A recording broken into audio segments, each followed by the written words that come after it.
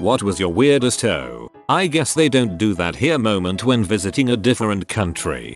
Went to take a pee at a bus station in Morocco, was halfway through pee in the trough when a guy comes in and starts freaking out. Apparently it wasn't a urinal trough so much as a foot washing station for prayer use. Needless to say, incredibly embarrassed, many apologies, and they had to bring in the janitor to clean it out.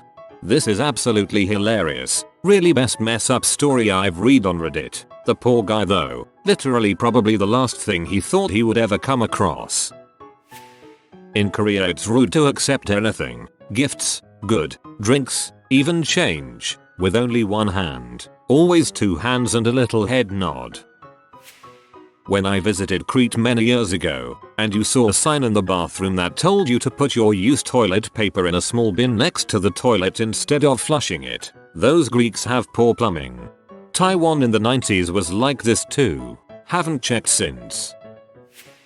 In England you have to hail the bus. In Canada you do not have to hail the bus. Also, once the bus door is closed in England apparently you cannot run up to it and wave at the driver and be let on. Or maybe my driver was just a jerk that one time, but anyway, I missed the bus a lot.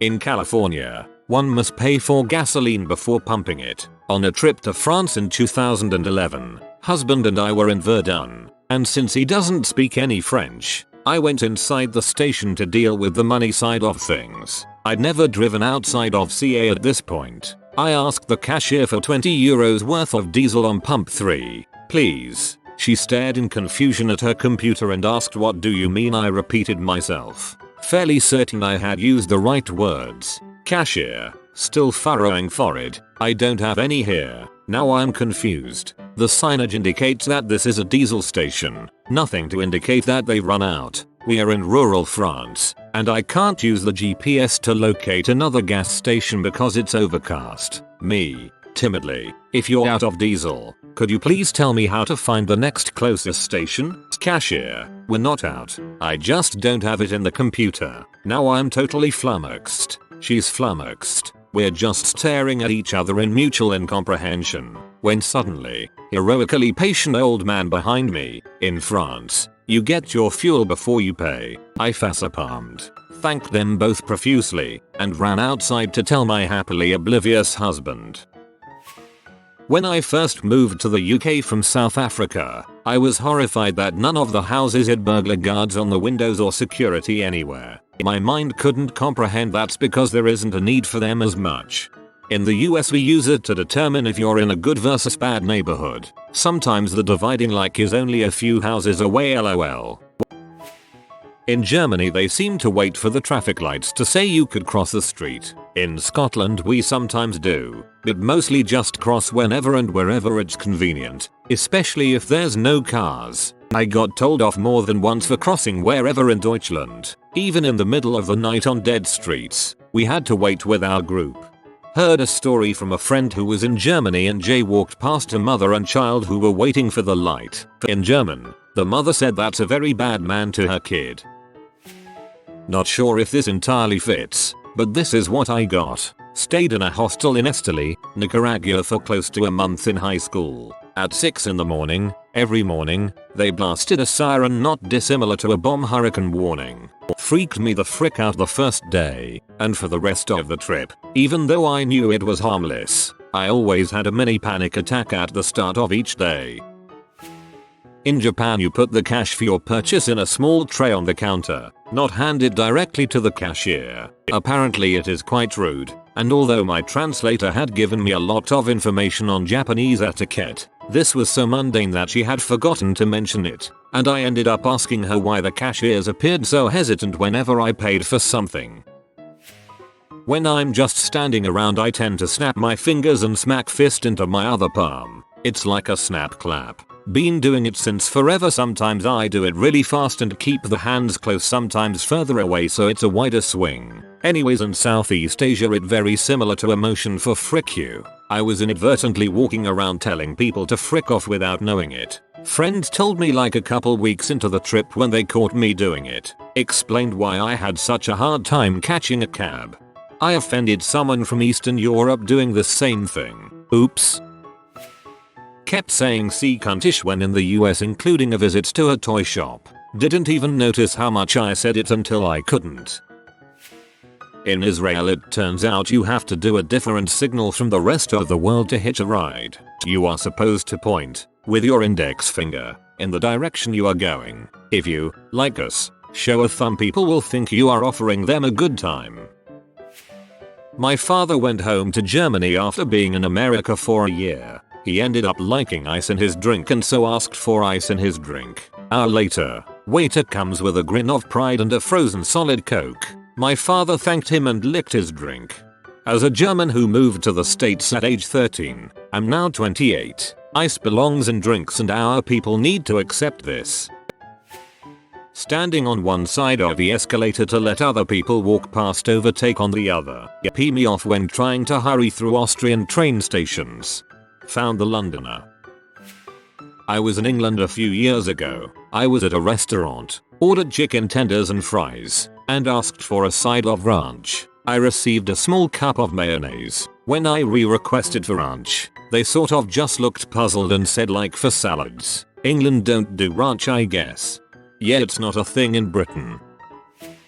I went with my friend and his family to Lake Havasu one summer when I was 15, and he brought this cousin from Mexico along as well. We pretty much had the run of the downstairs during the day and the adults would stay upstairs. I noticed that the trash in the downstairs restroom would get filled up with toilet paper every day. I thought it was strange, but I didn't say anything because I wasn't paying for it. On the 5th or 6th day, my friend's dad had hit his limit with people wasting toilet paper. He pulled the three of us to the side and asked who was wasting all the toilet paper, and he was staring at me the whole time, so I immediately said it wasn't me. My friend's cousin was shifting nervously and he finally said that it was him. His uncle pretty much said, "What the frick do you need all that toilet paper for?" And my friend's cousin asked how else he was supposed to wipe his butt. He wasn't flushing the toilet paper because back in Mexico he couldn't flush toilet paper because it would clog the lines.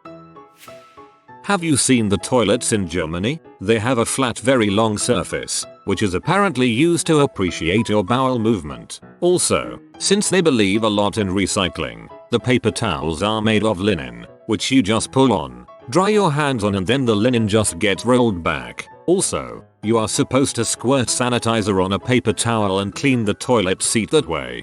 Those hand towel things exist in England. I have seen them, albeit not very common. Italy, free glasses of water. Australia, driving a little over the speed limit. Learned that the hard way. Guatemala, garbage collection. You just burn your trash.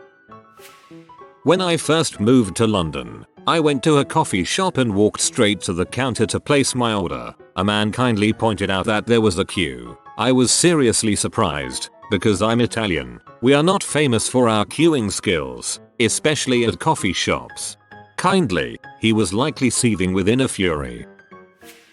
In Ghana, Africa, they honk to say "look out, I'm coming" in a polite warning sort of gesture, due to the fact that they don't really do traffic lights or lanes. As an American, my intuitive thought was always, YTF is every driver so rude and angry all the time? Moving to the US from Britain, there was a few, but the one I don't hear anyone mentioning is Easter eggs. In Britain, everyone exchanges big, that is, 6-7 inches high chocolate Easter eggs with members of their family, and good ones will have chocolates inside them. I went looking for them my first year here and found you guys don't do that at all. Made me sad. Bumped into a 20-something man pretty hard during a huge street festival in Puerto Rico. Quickly and sincerely apologized, in Spanish, thinking I needed to avoid a fight and massage his ego like you have to do in the US. He was confused as to why I was even apologizing. Where do you live in the US where you have to massage someone's ego just for bumping into them? About 18 years ago, I went back to Vietnam for the first time since I left at 5 years old. My brother and I were at a beach and decided we wanted to eat some fresh caught crab. We each ordered a whole crab. About halfway through, I noticed that most people bought one crab for their entire family to share. I was in the Netherlands a few months ago. I don't speak Dutch, but I can understand it because it's similar enough to German and Danish, both of which I do speak, because I could understand them. My first instinct was to speak to them in Danish. That didn't get me very far. Nobody understands Danish, not even the Danes. They use Norwegian for serious communication. When I visited China, I flipped the frick out when no one used anything Google related. No YouTube, Google Maps, Android OS, nothing. I have a Chinese smartphone Android. One update uninstalled all my Google apps. No Google Play, no Chrome. Had to install manually. I still have loads of Chinese apps I never used, but they can't be uninstalled. Still, the phone is amazing, but the lack of Western localization and apps kinda sucks. I'm English. It's perfectly okay here to smile and coo at strangers' kids if you are a middle-aged woman. Not in Belgium or France. I'm a 25-year-old male and I still make little faces and wave at babies to get them smiling. Usually the mom just looks back, smiles and carries on. When I was in Buenos Aires last month and I walked up to the bar and showed the hostess my ad thinking she gave a frick, that was the most confused woman I'd seen all night. My first day in Korea, I didn't remember if Korea was a tipping country or not. I played tea safe and tipped at a chicken place by just leaving the money on my table. Didn't visit that place for a month and when I came back, they told me I forgot some money last time. During my first week of study abroad in Paris, I was out drunk and dancing at a bar when the stanky leg came on. As a wasted, white, 20-year-old American college girl, this made me so excited I nearly cried. I dropped down and got my drunk butt stanky leg on like there was no tomorrow. About 30 seconds into pouring my heart and soul into what I'm sure was a moving performance, I looked around to realize that, in fact, I was the only one in the bar stanky legging and everyone around me had stopped dancing to stand and stare at the weird American likely having a seizure. TLDR. They don't stanky leg in Paris. What the heck is a stanky leg? I ordered a burger medium rare in Canada and was told that it was illegal to cook meat anything less than well done in restaurant. Heathens. I'm Canadian and this only applies to restaurants that don't grind their own meat. The vast majority of them. It's not illegal because I have had medium rare burgers here. Went to a Red Robin in Canada and asked for American cheese on my burger. She gave me a weird look and was like, "You mean processed?" and made the cheese sound really gross, but I still ordered it because it's delicious. Committed. I like that.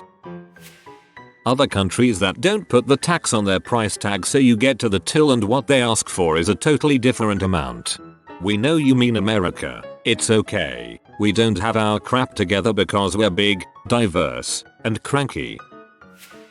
When visiting Barcelona, me and my boyfriend stood at what we would consider a pedestrian crossing waiting for the cars to stop to let us cross. After about 5 minutes of waiting we started to look if there was a button for us to press. Nope. Decided to take our lives into our own hands. Did that weird walking jog just for the mopeds and cars to honk as we crossed to the other side. They also drove on the pavements to avoid pedestrians. Neither is safe.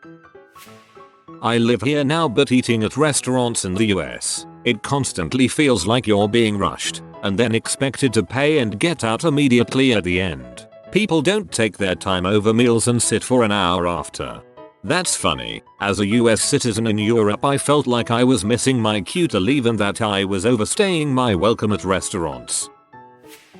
I guess they do that here, but here goes. Tipping. I'm from Italy and we don't tip unless the service you provided or the way you provided it is excellent. In America, they put the tip in your receipt and it is considered rude not to tip or to tip poorly. It baffles me that it is almost forced to give extra money. In Mexico they wouldn't let me exit the restaurant without tipping L-type. I was in Morocco giving people thumbs up for letting me walk in front of their car to cross the street or whatever. One day I was walking with a Swedish girl and she said, "Oh no, don't do that here. A thumbs up in Arabia means a thumb in your bum." In Vietnam once I was on an overnight train drinking with these older locals. One of them a police chief. I offered to buy a round of drinks and the mood went really sour. I have no idea what happened. Not putting price tags on things. It makes for a pretty unsettling shopping experience. This can of soda might cost 50 or it might cost $5. How am I supposed to know if this place is a ripoff or not? In my country, When you walk into a store, everything has a price tag on it or under it on the shelf, which includes sales tax. I don't know how people deal with this anxiety. No wonder you're all so medicated. Places where people wait at traffic lights waiting for them to turn red even though there is no traffic. So annoying having to wait around.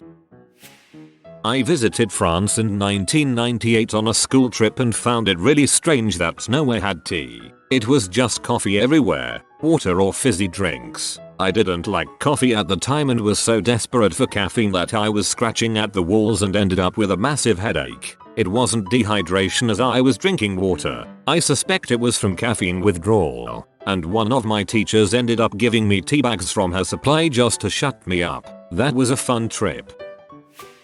I was visiting my old USA neighborhood in Atlanta after living in Chile for the last 10ish years, and I ran into a girl I was friends with as a kid. Out of habit I kissed her on the cheek. How you say hi here? And she just kinda looked at me for a few seconds before I realized what I'd done XD. 2 things I learned from living in Germany. 1. Don't smile at people on the street or on public transport. They will think you're creepy and weird. I learned that pretty quickly. 2. Where I was in Germany, the southwest, it was a particularly hot day in the middle of April, so I wore a sleeveless dress. Apparently people wanted to dress more for what the weather should be and not what the weather actually is, so I got a lot of weird looks about my dress, so I eventually went home and changed. While at Germany I nearly crapped my pants to have a policeman run after me as I crossed a dead empty street late at night. Even in my own country I know it's only normal in my own city to randomly decide to cross to the opposite sidewalk at whatever point you feel like, even if it holds up traffic. But cops don't go barreling after you to stop you in other cities. The cop let me off with a warning because I wasn't from there but told me I couldn't even cross a completely desolate road if the crosswalk is on red or I'd get a ticket. Still boggles my mind that Germans will give you tickets for crossing the street at the wrong time. I'm Mexican American, but whenever we go to Mexico I forget that you're supposed to hug and kiss people when you see them. I always end up forgetting, awkwardly stick out my hand, and get a stink eye from people because I'm being rude. I hate hugging people.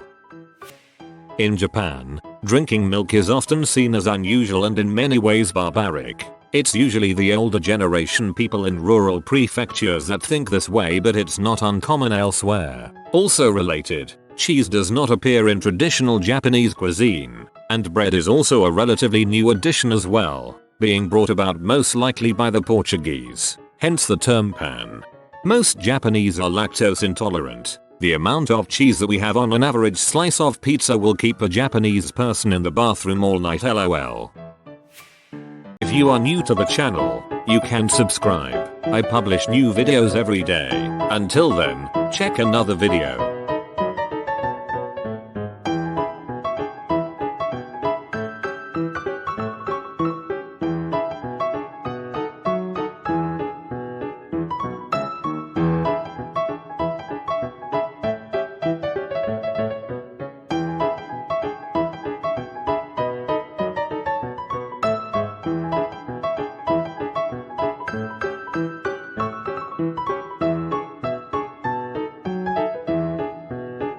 Bye for now.